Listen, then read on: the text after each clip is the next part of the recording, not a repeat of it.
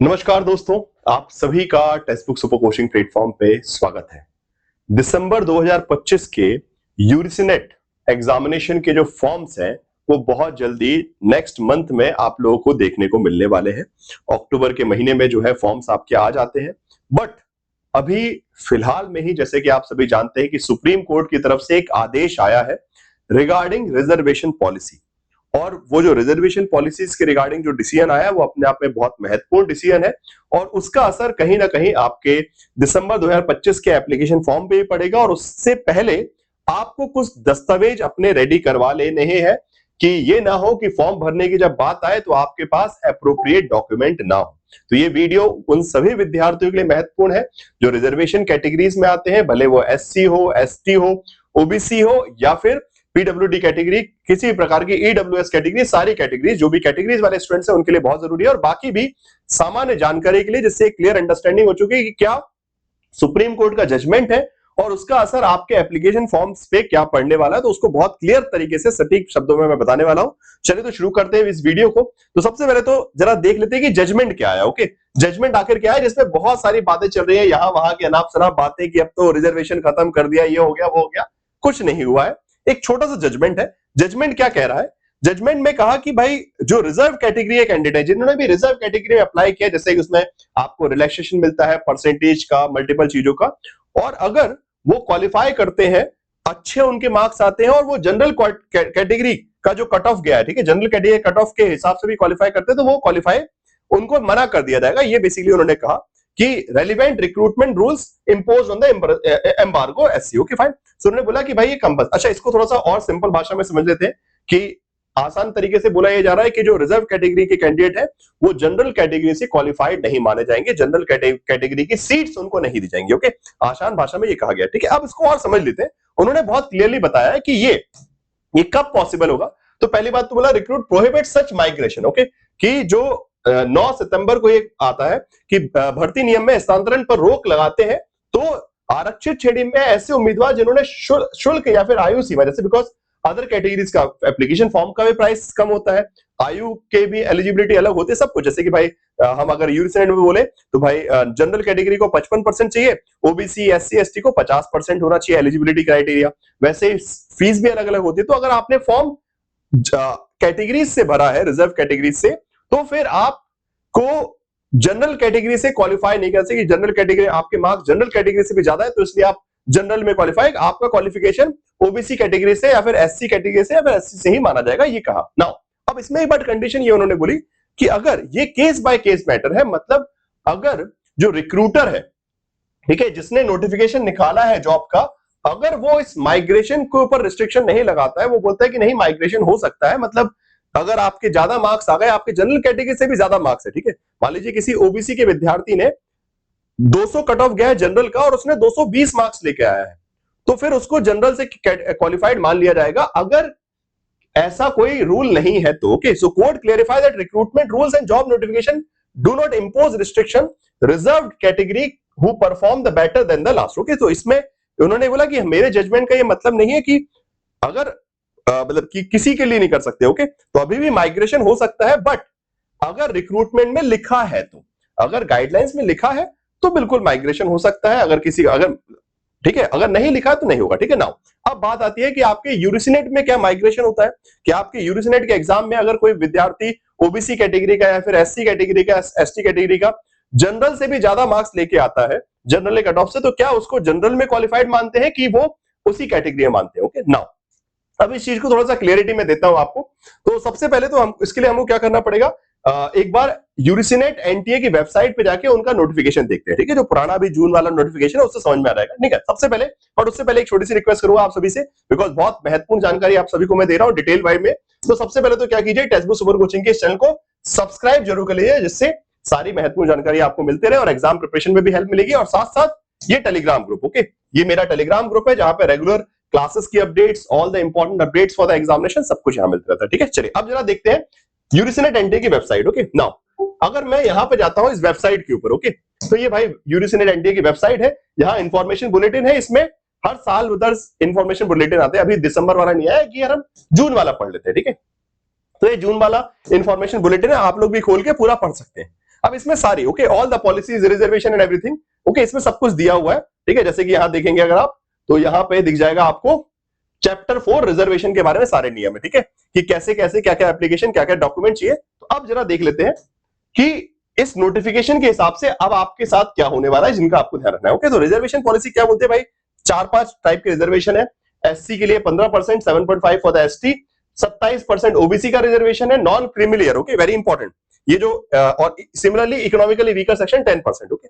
अब ये जो दो रिजर्वेशन है, एक तो नॉन क्रीमिलियर मींस 8 लाख से कम की आय वाले ओबीसी कैटेगरी के लोग, ऐसे ही weekly sorry economically weaker section में भी जनरल कैटेगरी में ईडब्ल्यूएस कैटेगरी उसमें भी 8 लाख से कम की एनुअल आय रखने वाले परिवार के लिए एलिजिबल है, ठीक है। और ऐसे ही पीडब्ल्यूडी के लिए भी मतलब फिजिकली हैंडीकैप्ड पर्सन ओके जो फिजिकली हैंडीकैप्ड है personal with the disability PWD category उनके लिए भी 0 point. So these are the reservation majorly okay. Now अब बात आती है कि रिजर्वेशन तो है बट उसके नियम क्या है, बिकॉज बहुत बार जैसे ही फॉर्म आता है बहुत सारी कंफ्यूजन आती है, तो उस कंफ्यूजन को सबसे पहले क्लियर करते हैं। रिजर्वेशन में सबसे पहले ओबीसी में मैक्सिमम कंफ्यूजन आता है। एक तो मैंने बता दिया कि नॉर्मल ओबीसी नहीं, OBC with non creamy layer okay. अगर आप ऑलरेडी 8 लाख से ऊपर की आपकी आय फिर आप रिजर्वेशन का हिस्सा नहीं है, आप सिंपल जनरल कैटेगरी में अप्लाई करेंगे ओके। मान लीजिए आप ओबीसी है भी बट आपके घर की आय 8 लाख से ऊपर की है तो फिर आप जनरल कैटेगरी में अप्लाई करेंगे, आप ओबीसी में अप्लाई नहीं करेंगे।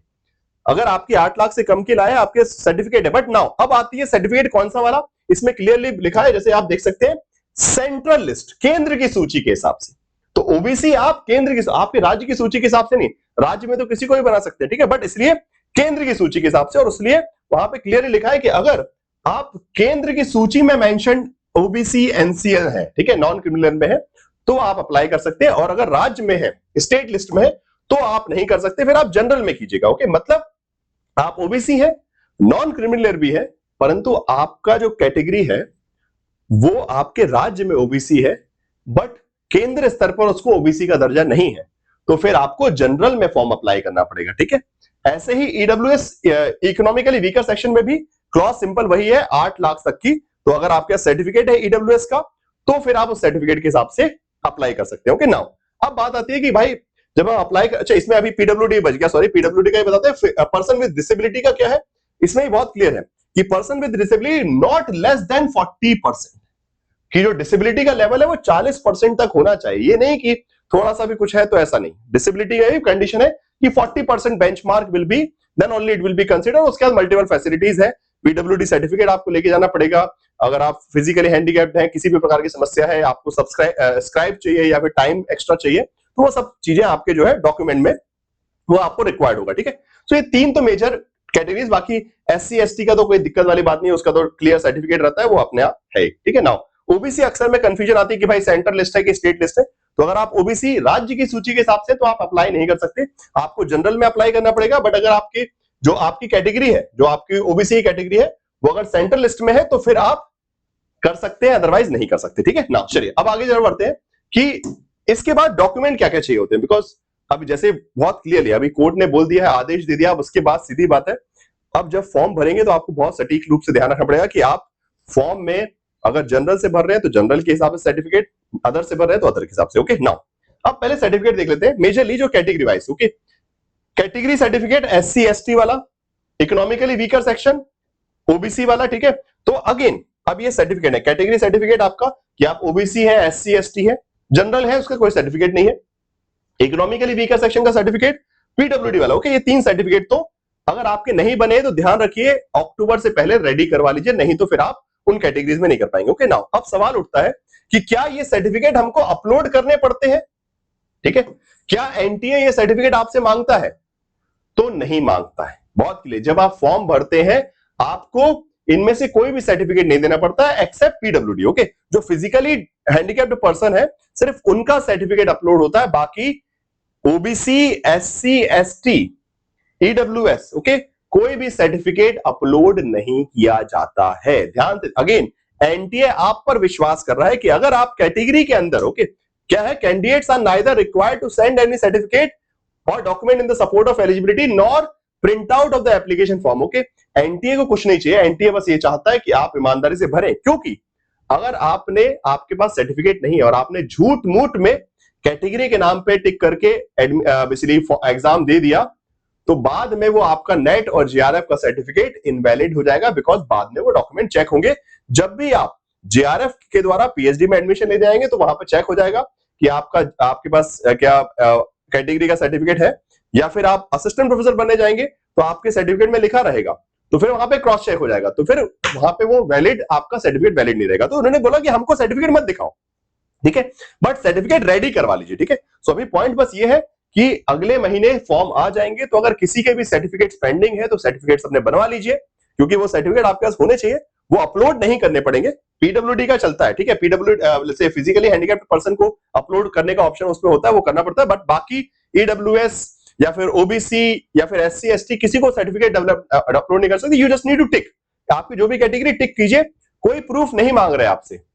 बट बाद में अगर झूठ निकला तो वो सर्टिफिकेट मतलब आपका नेट जेआरएफ क्वालिफाई कचरा हो जाएगा, ठीक है। तो इस चीज का ध्यान रखिएगा।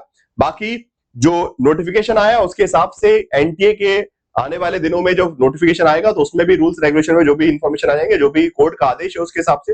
वैसे भी यूडीसी जो है माइग्रेशन में बिलीव नहीं करता, यूडीसी के जो है उसमें जो लोग रिजर्व कैटेगरी से भरेंगे उनको रिजर्व के अंदर ही क्वालिफाई करवाया जाएगा, जो अनरिजर्व कैटेगरी में भरेंगे उनको अनरिजर्व कैटेगरी में ही क्वालिफाई करवाया जाता है। ये सिस्टम यूडीसी नेट एग्जाम में चलता है, तो वहां कोई टेंशन लेने वाली बात नहीं है, बट सर्टिफिकेट्स आपके पास होने चाहिए। बाकी text book super coaching platform को डाउनलोड वगैरह कर लीजिए, बहुत सारे फीचर्स आपको मिल जाएंगे पढ़ाई के लिए भी वहां पे।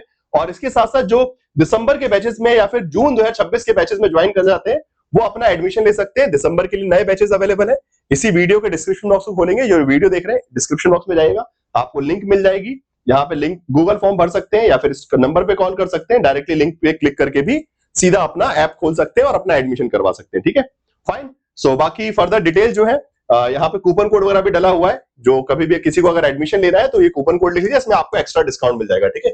प्रद्युमन टी ये कूपन कोड है। सो आई होप कि जो भी डिटेल्स थी, पहले तो मैंने आपको बता दिया कि कोड का जजमेंट क्या है और उसके हिसाब से आपके यूडीसी नेट एनटीए के सर्टिफिकेट के बारे में भी क्या क्या सर्टिफिकेट्स आपको रेडी रखने हैं, बिकॉज दिसंबर में आपका अक्टूबर के महीने में फॉर्म्स आ जाएंगे, तो फिर देरी ना हो जाए, इसलिए अभी से सचेत हो जाएगा और ये जानकारी अपने सभी दोस्तों को शेयर कर दीजिएगा। टेलीग्राम ग्रुप पे जुड़ जाइए and do subscribe to the Testbook super coaching platform, subscribe कर लीजिए, अपने दोस्तों को शेयर कीजिएगा एंड और कोई भी कंफ्यूजन है तो कमेंट बॉक्स में जरूर बताइएगा, ठीक है। Bye bye, take care, thank you so much, have a nice day.